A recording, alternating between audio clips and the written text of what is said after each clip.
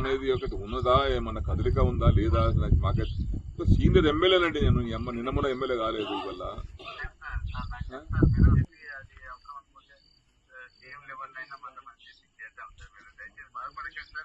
CM గారికి ఈరోజు చెప్పిన సీఎం గారికి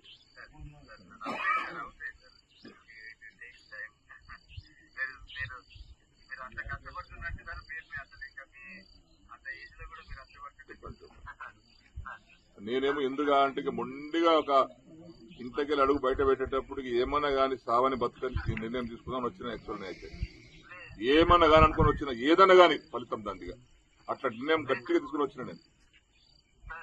ఎన్నిసార్లు చేయాలండి చేసిన పూటలు లేపి మేము కొత్తసారి చూస్తున్నాను. నేను మంత్రి చేసిన 20 ఏళ్ళు ఈ అమ్మ ఇట్లా ఫోన్ చేస్తే లేపుతుంటే రాత్రి 1 గంట లేపుతుంటే ఫోన్ నేను మరి ఎమ్మెల్యేల ఫోన్ లేపారండి వీళ్ళు. ఈ అమ్మ దరిద్రం పాడైపోయి మేము పనులేక చేస్తామండి, ఫోన్ లేపండి మజాకు చేస్తామా తమాషాగా చేస్తామా ఏమన్నా. అందరిలా కూడా కాదు కదా. నేను నాకేమో స్వార్థం కోసం నాకు ఆ పైరు చేయి ఈ పైరు చేయి నాకు అదని చెప్తాం కాదు కదా. ప్రజల కోసం ఫోన్ చేస్తాను నేను. ఇక మాలాంటి వాళ్ళకు కూడా రెస్పాన్స్ లేకపోతే ఎందుకండి ఇంకా ఈ రాజకీయం పాడైపోయింది, దరిద్ర రాజకీయం. నా నిర్ణయం వేరే ఉండే. నా నిర్ణయానికి ఇలా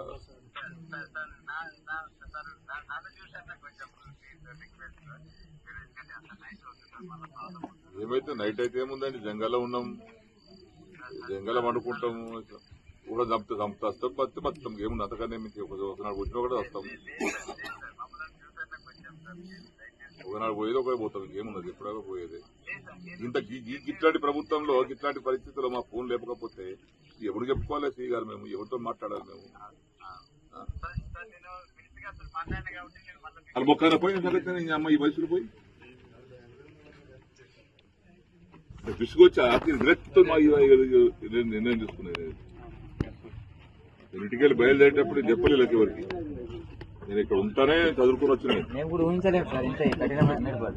5 ఏళ్ళ పని లేకపోతే తుమ్ము చేతి మొలుస్తాయి. ఇక తర్వాత ఎవడు దాని పట్టించుకోడు ఎవడు కాదు అది. చెరుకట్టమే మొలుస్తుంది, లిఫ్టిగేషన్ కాడ ఆడ తుమ్ము చేతి మొలుస్తాయి, కట్టే దవాఖానాలు మొలుస్తాయి, ఊళ్ళో మొలుస్తాయి. ఇవన్నీ ఇప్పుడు చూడు కోనాపూర్తి అటు బంద్ పీకిది అయిపోయాయి. 12 కోట్లు శాంక్షన్ అయితే బాబు వాడు చేసిన 4 కోట్లు బిల్లు రావాలి. అడిగి బేజారు అయిపోయి వాడికి మనం కూడా వెళ్ళిపోయాడు. ఇట్లా ఉంటుందండి.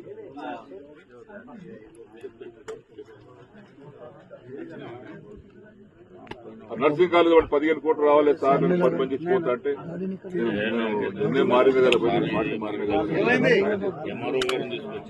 నేను టెండర్ క్యాన్ తీసుకుంటాను వాడిని బతుకులాడుకో నీకు ఎదుగురా నిన్ను ఇవన్నీ నిర్ణయం మారింది కదా, అది నేను ఉంటా కదా ఏం పడంటే వాడు సారీ రూపాయి లేదు.